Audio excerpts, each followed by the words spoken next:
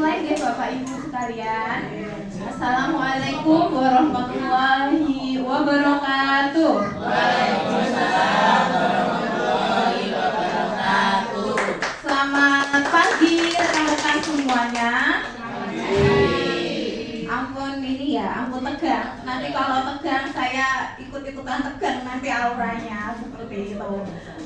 Sampun itu ya siap semuanya nggih Bapak Ibu, sudah siap semuanya. Akan kita mulai. Masih ingat Bapak Ibu dulu waktu IHT di belakang itu ada ice breaking yang saya berikan. Masih ingat nggak ya kira-kira? Lupa. Baru satu kali. Kalau boleh kita ulangi kembali ya. Kalau saya beri respon kalau saya beri respon Bapak Ibu sekalian, bukan.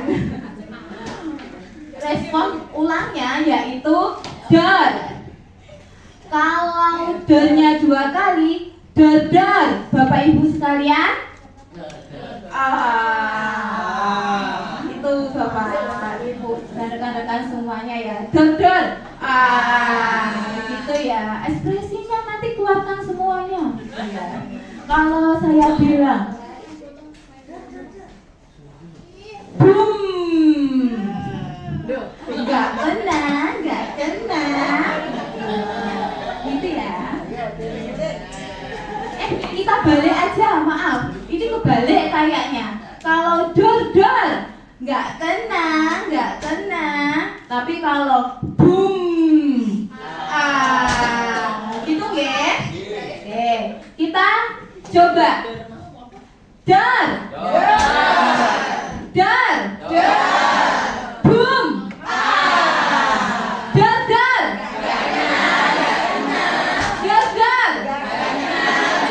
tepuk tangan untuk kita semuanya.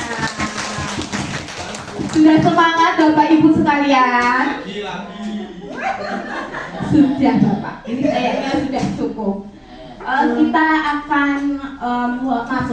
akan masuk ke dalam materinya. Sebelumnya materinya itu ada beberapa sebetulnya, tapi karena mengingat waktunya kita ini mungkin tidak panjang, kira-kira saya diberi waktu berapa lama ini? Enaknya 1 hari. Siap Bapak Ibu sekalian 1 hari?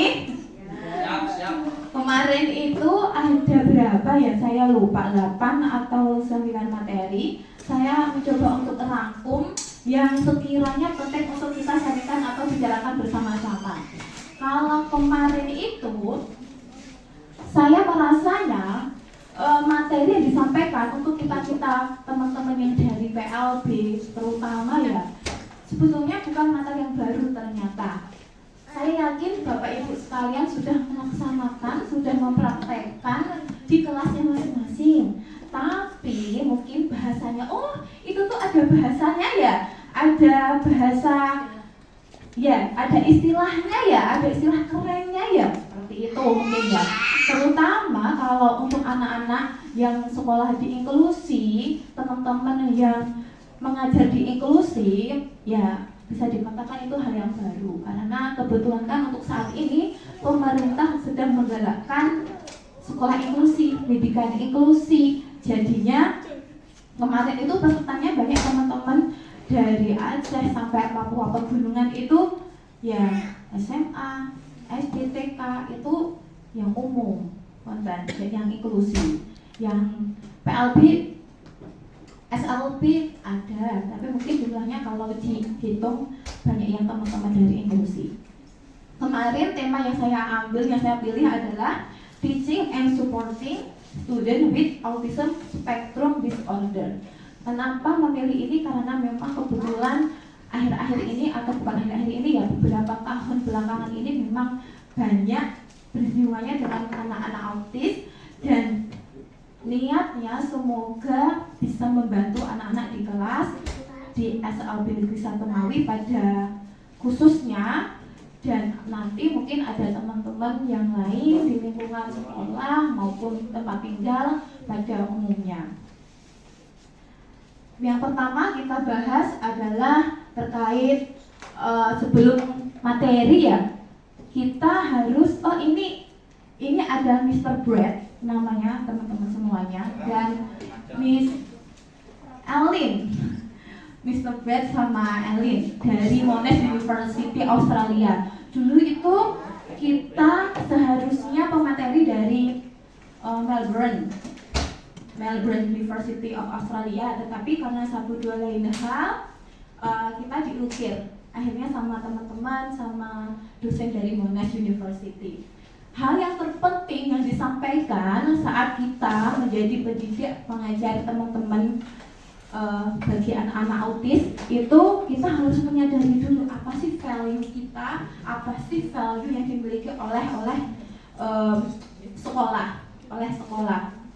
Jadi kekuatan, kelebihan yang kita miliki, yang sekolah miliki, yang akhirnya nanti bisa digunakan untuk mengajar anak-anak itu apa, kayak gitu. Itu yang kemarin kita list, kita data, yang akhirnya sekiranya itu bisa mendukunglah nanti ke depan saat kita mengajar kayak gitu. Kalau teman-teman mungkin punya value-nya, disiplin, ada Pak Alif, Bu Vera, Pak Toman yang sangat disiplin berangkat pagi, itu bisa jadi salah satu value-nya yang nanti bisa didapatkan ke anak-anak. Ada teman-teman keuletannya, sepertinya ini kebanyakan teman-teman di sini ulet ya gitu ya, itu bisa dicontohkan kepada anak-anak yang ada di kelas. Nah, itu salah satu value yang dimiliki. Kita memiliki ruang-ruangan apa di sini, kita punya istilahnya di lingkungan sekitar sekolah itu juga punya apa yang bisa mendukung pembelajaran bagi anak-anak autis pada khususnya ya, dan anak-anak yang bukan khusus yang lain pada umumnya. Itu kemarin kita coba renungkan, kita coba data, dan akhirnya nanti bisa istilahnya kita gunakan untuk support anak-anak dalam belajar. Ini ada teman dari Kalimantan kalau saya tidak salah ingat. Dan kedua dosen kita ini backgroundnya adalah psikologi Bapak Ibu sekalian. Jadi materinya itu sebetulnya klinis, jadi lebih ke arah-arah psikologi, kedokteran, kesehatan, seperti itulah. Yang pertama yang akan kita bahas adalah definisi dari autis itu sendiri. Sebetulnya kalau tentang definisi ini sepertinya sudah melontok melontok untuk teman-teman semuanya, Bapak Ibu rekan-rekan, karena ya Bapak Ibu sekalian sudah mendapatkan materi ini sepertinya dulu waktu di bangku kuliah ataupun sudah membacanya di literatur lain seperti itu. Kalau misal ditanya apa sih autis gitu, mungkin ada yang bisa membantu saya. Autis itu apa sih Pak? Apa sih Bu? Kayak gitu. Apa Bu Niswan mungkin autis? Anak dengan gangguan perilaku. Anak dengan gangguan perilaku. Oke, kita keep dulu. Ada yang mungkin satu lagi yang bisa menyampaikan kalau ditanya apa sih autis itu, gitu. Memiliki dunianya sendiri. Ya, memiliki dunianya sendiri. Oke, kita keep. Keduanya itu adalah hal yang mungkin bisa kita temukan di anak-anak autis. Jadi dua poin ini juga saya tulis kemarin di essay saya kayak gitu. Punya dunia sendiri, terus tadi apa Bu Risma? Gangguan perilaku, komunikasi, sosial, sensori, dan lain sebagainya. Dan yang kemarin itu yang disampaikan oleh Dr. Brad maupun Ellen itu lebih ke definisi autis klinis menurut DSM-5 kayak gitu. Jadi mereka anak autis itu yang memiliki beberapa gangguan dari sensorinya, komunikasinya, perilakunya, sosialnya. Itulah anak autis. Kalau dibedah ada core atau karakteristiknya.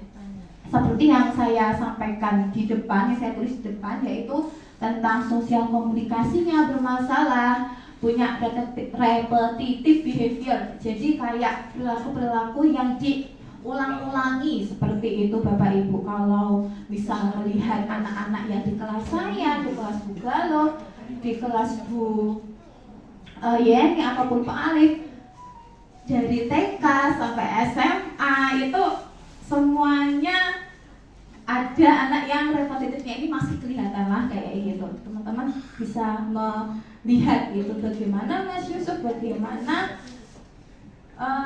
Arjuna, bagaimana Renata maupun Valo kayak gitu ya. Itu ada perilaku repetitifnya, ada gangguan sensorinya dari anak-anak yang mengalami hambatan autis ini, dan ada karakteristik yang mereka itu tuh selalu ya tadi ya dunianya sendiri kayak gitu, dan akhirnya mereka dari segi komunikasi itu perlu bantuan kayak gitu. Sepertinya tidak perlu kita bahas terlalu mendalam kalau terkait pengertian, karena insya Allah Bapak Ibu sekalian sudah istilahnya bisa kalau tentang definisi ini, dasar kalau ini betul. Nah, kalau kita bicara terkait autis, ini ada beberapa pemahaman yang mungkin harus kita luruskan. Ada yang pernah melihat gambar ini Bapak Ibu? The autism spectrum is not linear. Jadi ada kayak pendapat ataupun pemahaman yang menyatakan bahwa autis itu keadaan yang linear ataupun sejajar. Oh, ada kategori autis yang ringan sampai berat kayak gitu.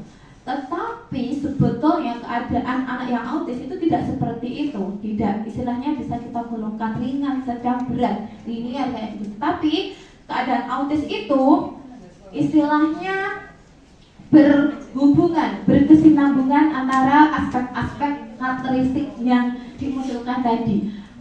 Jadi bentuknya itu nggak linear, tetapi membentuk lingkaran yang berkesinambungan, yang mencakup entah sosial skillnya, komunikasinya, nanti sensorinya, rutinitasnya, dan lain sebagainya. Itulah, itu semua ada hubungannya, nggak bisa berdiri sendiri kayak gitu.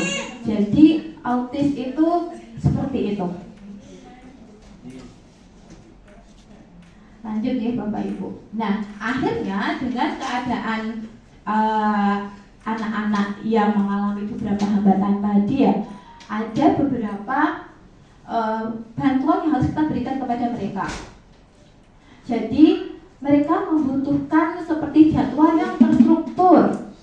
Kalau ini bisa dibuat kayak jadwal keseharian yang akhirnya jam ini sampai jam sekian itu mereka harus ngapain sampai dia tidur. Mungkin ada yang butuh seperti itu. Kalau jujur di yang pertama ini di kelas saya sendiri pernah saya laksanakan, tapi belum konsisten kayak gitu, karena memang sepertinya konsisten itu adalah tantangan tersendiri untuk kita sebagai pengajar, biar istilahnya dari awal sampai akhir itu selaras ngoten nggih. Susah itu. Lalu mereka juga butuh sensory adjustment. Mereka kan banyak yang istilahnya entah dengan suara, entah dengan lampu, cahaya, sentuhan, itu kan bermasalah ya sensorinya ya. Jadi mereka perlu bantuan istilahnya untuk menguatkan sensorinya itu, entah dengan istilahnya bantuan sensori integrasi, terapi, ataupun yang lain sebagainya. Mereka juga butuh clear communication. Ini sebetulnya sejak awal saya terapkan. Kenapa? Kok dulu itu misal saya bilang, Nelson, kesini. Gitu. Kemarin sampai ada teman-teman yang ikut ya kemarin itu sebenarnya ikut gimana. Nelson duduk, Nelson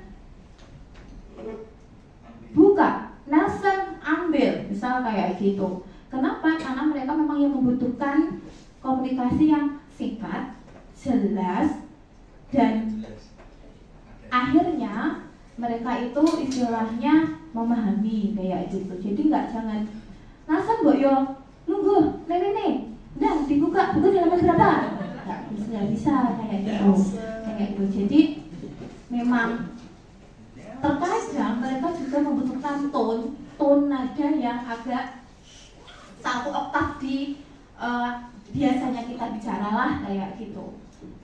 Untuk apa? Untuk mengambil atensinya mereka kayak gitu. Lalu juga butuh visual support. Jadi mereka butuh banyak gambar, banyak visualisasi. Nggak hanya gambar, sebetulnya ya kartu-kartu itu istilahnya untuk menguatkan pemahaman mereka juga butuh kayak gitu.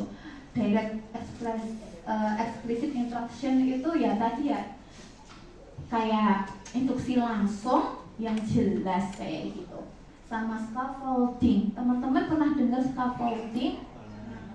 Okay. Apa itu scaffolding? Scaffolding itu kayak kita ngajarin itu ada kata-katanya Bapak Ibu sekalian. Dari yang paling kita itu ngasih prom itu bahasanya apa ya? Ngasih bantuan itu dari yang benar-benar penuh kita bantu mereka secara fisik sampai yang akhirnya nanti itu cuma kayak kita ngasih time limit aja. Contoh, saya ngajarin Renata untuk dia merapikan mainannya. Pertama, saya bantu Renata, saya pegang tangannya, saya arahkan ke box mainan yang harus dimasukkan kayak gitu. Naik lagi. Promnya ini yang tadinya penuh cuma sebagian.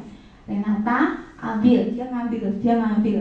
Kok dimainin terus? Dimainin lama kayak gitu ya.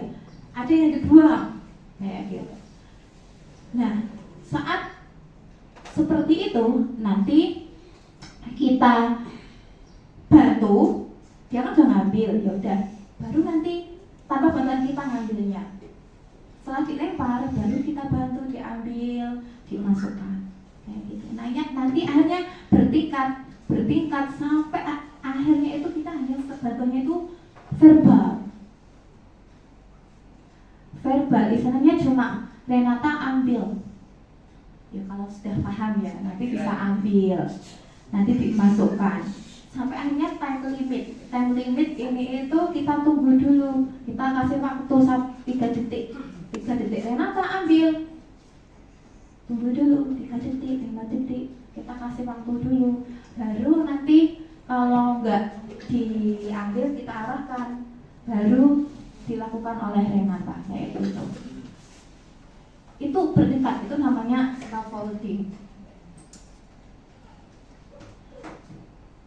Nah, untuk membantu anak-anak yang mengalami hambatan autis ini, salah satu yang dilakukan itu bisa dengan FBA, Bapak Ibu sekalian. FBA itu Functional Behavior Analysis. Jadi apa yang diperlihatkan oleh anak-anak perilakunya itu kita analisis, pasti ada sesuatu yang mendasari anak-anak itu melakukan hal tersebut. Kemarin kita itu diperlihatkan video ini oleh Mr. Brad dan gak dikasih videonya. Ini kemarin saya utek-utek itu namanya internet, Google dan sebagainya, akhirnya dapat. Bapak Ibu bisa mengamati ini anaknya kenapa kira-kira? Sujud. Kok gak enak? Gak ada suaranya ya? Gak ada suaranya. Sudah full padahal ini. Dia sudah 100%. Oke.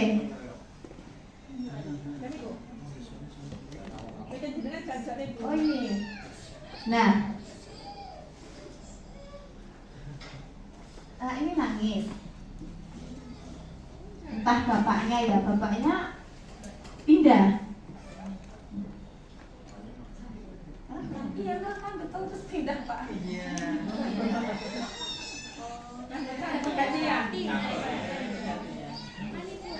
Bedanya itu dipukul boleh nggak?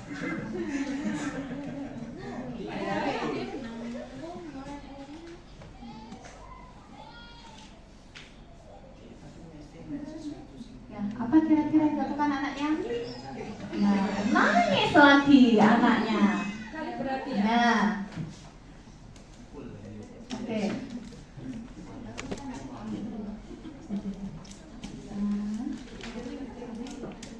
Oke, jadi Bapak Ibu sekalian, apa yang bisa Bapak Ibu sekalian tangkap dari video tadi? Mungkin ada satu yang bisa menyampaikan sedikit.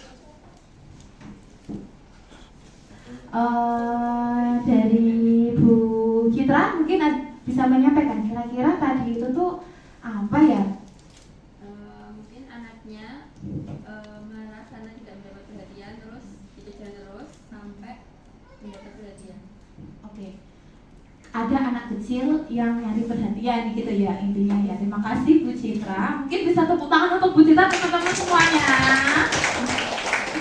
Ya, intinya Bapak Ibu sekalian, kenapa kita itu berperilaku? Kenapa anak-anak itu berperilaku? Pasti ada fungsi yang latar belakangi. Pasti ada istilahnya hal yang latar belakangi hal tersebut. Sepakat? Biasanya kenapa sih kok anak-anak atau kita berperilaku? Ada beberapa hal yang mendasari. Satu, tadi cari perhatian. Kedua, mau sesuatu, barang sesuatu, ya kan? Akhirnya tantrum kayak atau apa kayak gitu ya. Ya, untuk mendapatkan keinginan, apalagi tadi Bapak Ibu, karena anak autis ini kekurangan sensori, pastinya ada permasalahan sensori, mereka membutuhkan pemenuhan atas sensori itu. Makanya anak itu bisa tantrum misalnya kayak gitu. Entah dia istilahnya, ada yang istilahnya itu sensory shifting. Sensori istilahnya mereka kuranglah sensorinya dan akhirnya mereka memenuhi kebutuhan itu kayak gitu. Entah dengan mukul-mukul kepala, entah dengan misalnya flapping dan lain sebagainya kayak gitu. Jadi ada hal-hal yang melatar belakangi perilaku anak-anak. Jadi saat anak-anak itu tantrum atau melakukan sesuatu, itu kita sebagai pendidik harus istilahnya menganalisis itu tuh kenapa kayak gitu. Bisa kita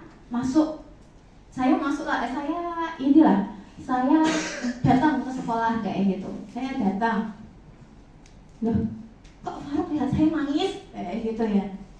Pasti ada yang melatar belakangi hal itu. Kira-kira kalau Faruk lihat saya nangis itu kenapa teman-teman? Takut. Yang kedua, kangen kayak gitu ya. Jadi pasti ada yang latar belakangi hal tersebut. Kalau takut, insya Allah boten ya Bapak Ibu sekalian kayak gitu. Karena kalau istilahnya sama anak sama Faruk itu justru saya yang tak cakap terus sih gimana kayak gitu. Iya, pengen mengadu kayak gitu. Pengen mengadu, bisa tadi itu kenapa sih di rumah ada apa kayak gitu ya. Aku tuh tadi itu sebelum berangkat itu di rumah ini ngapain, kena apa kayak gitu. Bisa seperti itu.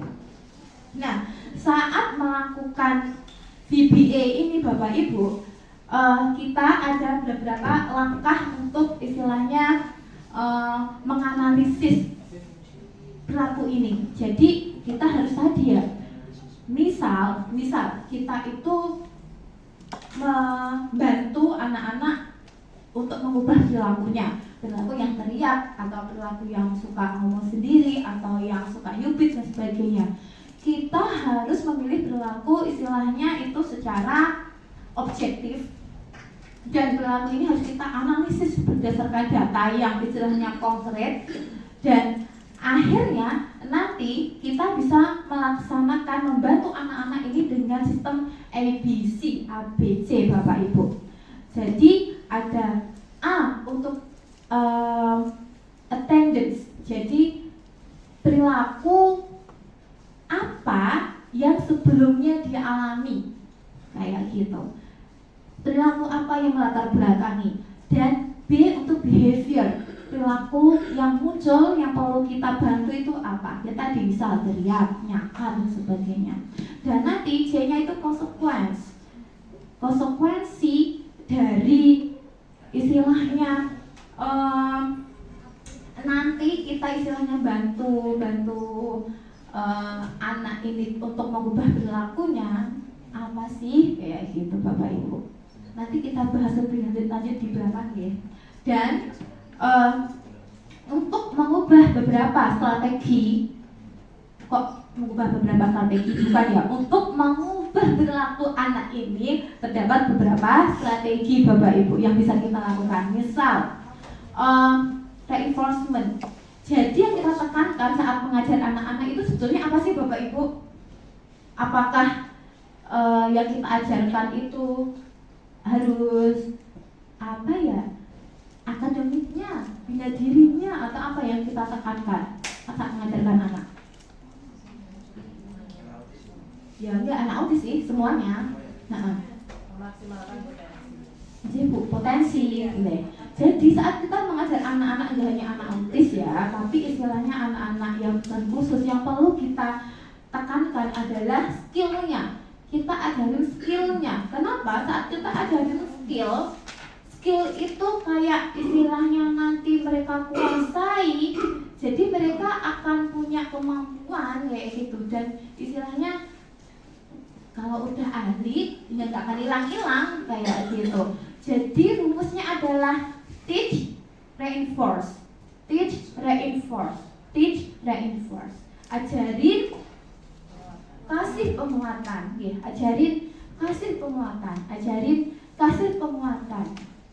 Renata, ambil, hebat, tepuk tangan. Renata, tunjuk.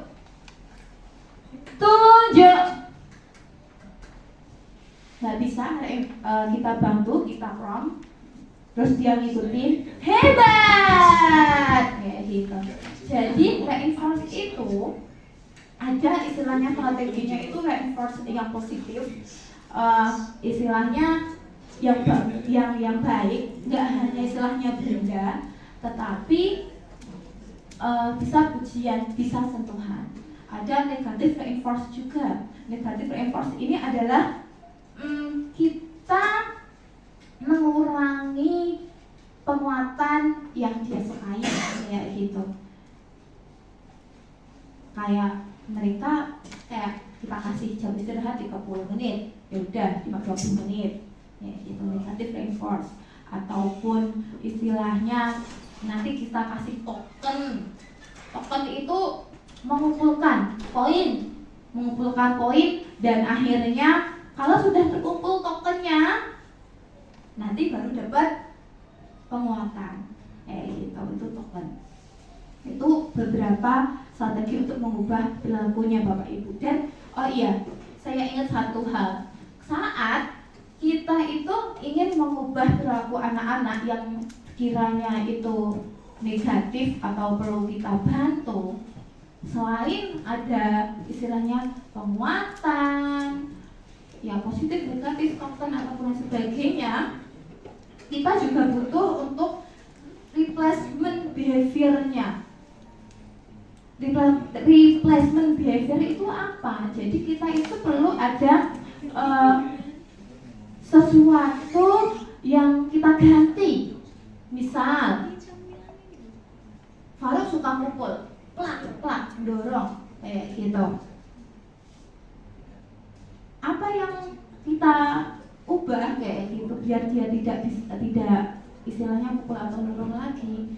Faruk, tangan untuk megang, tangan mengelus, tangan elus. Itu replacement behavior namanya. Suka nendang kayak gitu. Oke, kaki untuk jalan kayak gitu. Itu namanya replacement behavior. Dan ini Bapak Ibu tidak 1, 2 bulan, 3 bulan sukses, 1 tahun belum tentu sukses kayak gitu. Jadi ini itu istilahnya ya perlu konsistensi tadi, perlu istilahnya kesabaran juga, dan perlu bantuan semuanya kayak gitu. Itu namanya replacement behavior. Nah, ini tadi Bapak Ibu yang saya sampaikan terkait ABC.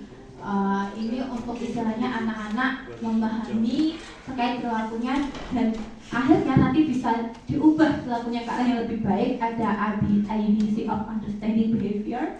Yang pertama itu antecedent, jadi ada pemicu, ada apa sih perilaku yang sebelumnya itu mendasari gitu, dan behaviornya, responnya, kenapa anak itu berlaku seperti itu, apa yang perlu kita ubah, dan konsekuensinya itu apa kayak gitu. Misal ini kan kita musim ujian ya, satu contoh lagi nih, kita musim ujian. Saat ujian, anak-anak ada anak yang melempar kertas ujiannya dan nggak mau istilahnya ngerjain. Kira-kira ini gimana Bapak Ibu? Behavior yang ingin kita ubah ya tadi ya, yang melempar kertas. Kenapa kok melempar kertas? Bisa aja antecedennya itu apa?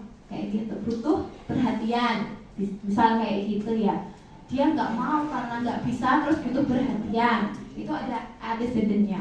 Dan nanti konsekuensinya apa? Konsekuensinya, oh semuanya teman-temannya di kelas itu mentawain, ataupun reaksinya kita itu bagaimana? Itu antecedent yang akhirnya butuh kita support untuk anak-anak.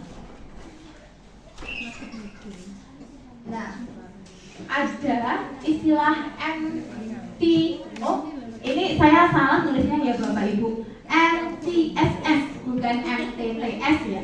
MTSS, multiple tiers system of support. Ya, itu MTSS, multiple tiers system of support. Jadi di sini ada kerangka atau pendekatan yang bisa kita gunakan untuk membantu anak autis yang istilahnya berbasis penggolongan kayak gitu.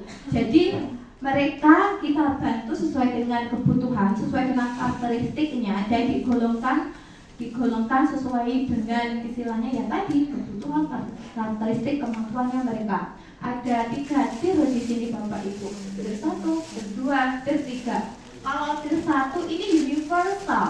Universal di sini biasanya dilaksanakan di satu kelas, kita laksanakannya kayak gitu. Jadi kita support semua anak yang di kelas sesuai dengan bisa berdiferensiasi, bisa kita laksanakan istilahnya dukungan dari orang tua juga, kayaknya sama kalau universal di sini. Tapi di saat anak ini nggak bisa masuk ke golongan tier 1 yang universal ini, sudah kita kasih bermacam-macam bantuan dan anak ini nggak bisa, jadi nanti anak ini ganti ke tier 2. Tier 2 ini targeted Bapak Ibu, jadi digolongkan dalam kelompok-kelompok kecil. Perilakunya ataupun yang kita laksanakan itu tuh hampir sama di universal tadi, di tier 1 tadi, tetapi kita menargetkan nih anak-anak yang butuh bantuan lebih khusus yang mana. Misal kelompok yang sini butuh bantuan khusus, yang sini it's okay, semuanya sama kayak di universal kayak gitu.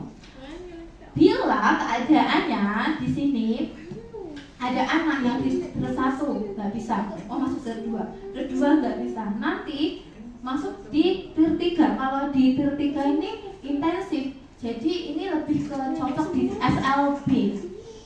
Jadi kalau di tier 3 ini anak-anak nanti juga dibantu dengan kalau kita bahasanya itu PPI kayak gitu, dibantu dengan PPI yang di tier 3 kayak gitu. Dan penggolongan ini tidak bersifat mutlak kayak gitu. Misal 6-8 bulan anak itu di tier 2, jangka waktunya di tier 2. Tetapi setelah jangka waktu itu, kok anak ini bisa mengikuti, mereka bisa masuk lagi di tier 1 kayak gitu. Jadi istilahnya saat kita identifikasi, kita buat programnya, kita hipotesis, kita laksanakan, kita evaluasi, kok anak ini istilahnya bisa masuk lagi untuk jenjangnya di tier 1, naik lagi, ya sama teman-teman yang lain lagi kayak gitu. Itu yang namanya MTSS, Multiple Tier System of Support. Untuk selanjutnya ada UDL, Bapak Ibu. Ini juga bisa membantu anak-anak dengan autisme atau dengan kebutuhan khusus yang lain, tidak terkotak-kotak. Oh, ini hanya anak autis kayak gitu. Kalau UDL ini sebetulnya Bapak Ibu ini itu bukan ini ya, ilmu yang dari kependidikan. Ini tuh dari ilmu yang bangun-bangun itu arsitektur kayak gitu. Jadi UDL ini pendidikan yang nanti tujuannya itu menyediakan kesempatan belajar yang inklusif bagi semua peserta didik. Kenapa kok UDL ini penting? Itu ibaratnya seperti ini Bapak Ibu. Sebentar, saya perlihatkan. Ini ada 3 gambar Bapak Ibu. Gambar yang sebelah kanan saya atau kiri Bapak Ibu sekalian, ada 3 orang yang sedang nonton bola saya antara Indonesia dan Vietnam. Ini ada yang sini dulu. Itu kira-kira bagaimana? Ada yang bisa menganalisa teman-teman? Ada 3 anak yang tingginya itu berbeda, tetapi dia dikasih box semuanya. Ini namanya equality, setara. Bagaimanapun keadaan mereka, kita kasih sesuatu yang sama untuk membantu mereka, melihat pertandingannya, gitu ya. Yang di tengah ada yang paling tinggi gak dikasih box kayak gitu, tapi dia kan tetap bisa lihat pertandingannya kayak gitu ya. Yang tengah kasih box 1 karena itu cukup untuk dia lihat pertandingannya. Yang anak yang paling kecil kasih 2 box karena kenapa? Tingginya itu paling pendek lah kayak gitu, dan akhirnya dia bisa lihat itu pertandingannya. Itu namanya equity. Kita kasih bantuan yang adil tetapi sesuai dengan kebutuhannya kayak gitu. Itu namanya equity. Tetapi Bapak Ibu sekalian, yang namanya UDL itu accessibility. Bagaimanapun keadaannya, dibuatlah sesuatu aksesibilitas di environment, di lingkungannya, supaya mereka bisa istilahnya menikmati pertandingan itu tanpa istilahnya box-boxnya itu tadi kayak gitu. Dikasihlah pagarnya tetapi jaring-jaring kayak gitu, yang pendek bisa melihat tanpa bantuan, yang di tengah pun tingginya itu juga bisa melihat, yang paling tinggi it's okay kayak gitu. Itu namanya UDL. Diberi bantuan, kita fasilitasi kayak gitu. Kita fasilitasi anak-anak untuk belajar, kita wajahi yang akhirnya nanti sesuai dengan kebutuhan mereka semuanya kayak gitu. Itulah namanya UDL.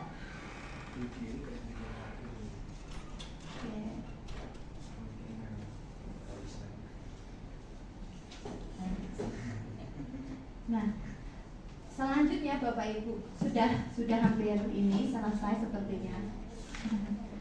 Selanjutnya Bapak Ibu, setelah istilahnya mungkin saat kita mengajar anak-anak tadi ya, kita bantu perilakunya dengan FBA, kita bantu istilahnya pembelajarannya entah dengan UDL, entah dengan tadi penerapan ABC, kita bantu juga istilahnya programnya itu dengan menggunakan metode Smart Eye kayak gitu.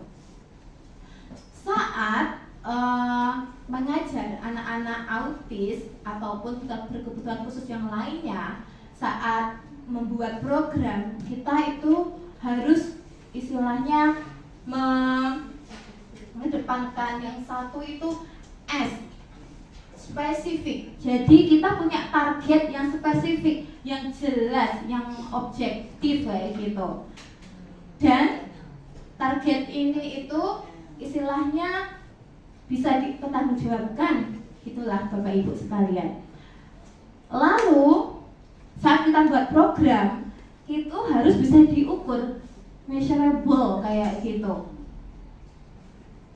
Yang kita ubah perilakunya itu meludahnya itu dalam 1 jam itu berapa kali ya? 10 kali kita bantu biar mudah it's okay, tapi jadi 5 kali. Jadi harus bisa diukur lah. Dan achievable itu bisa kita raih lah kayak gitu. Enggak targetnya itu enggak ngawang-ngawang banget. Kalau ngawang-ngawang banget dan enggak bisa kita raih, itu bukan program yang bisa dilaksanakan gitu lah. Dan harus relevan di sini, relevan dengan istilahnya capaian pembelajarnya, relevan dengan visi misi yang harus kita raih kayak gitu. Itu harus relevan. Dan time bound-nya juga harus ada. Target ini kita laksanakan berapa lama kayak gitu. Dan yang terakhir, kalau kita buat program itu harus inklusif. Maksudnya inklusif di sini itu harus mencakup keseluruhan siswa bisa, dan keseluruhan sarana prasarana bisa. Harus kita istilahnya kita perhitungkan hal tersebut. Nah, terima kasih Bapak Ibu. Mungkin itu materi yang bisa saya sampaikan. Sebetulnya masih ada, tetapi berhubung waktunya, mungkin saya izinnya 1 jam. Hampir 1 jam kayak gitu.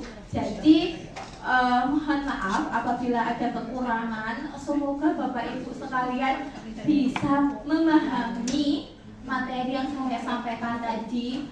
Pun kalau ini bukannya hal baru, semoga bisa mereview yang Bapak Ibu sekalian pahami. Kalaupun juga hal ini hal baru, alhamdulillah bisa kita laksanakan di kelas, dan akhirnya kalaupun belum paham bisa kita diskusikan di lain waktu, dan bisa kita literasi lah hal yang lain kayak gitu terkait materi-materi tadi. Jadi sekian Bapak Ibu, mohon maaf apabila ada kekurangan. Apabila ke depan masih ada yang diskusikan, mari kita berdiskusi, karena di sini bukannya saya yang paling tahu kayak gitu, tapi kita sama-sama belajar, seperti itu ya Bapak Ibu sekalian. Kurang lebihnya mohon maaf. Terima kasih. Billahi taufiq wal hidayah. Wassalamualaikum warahmatullahi wabarakatuh.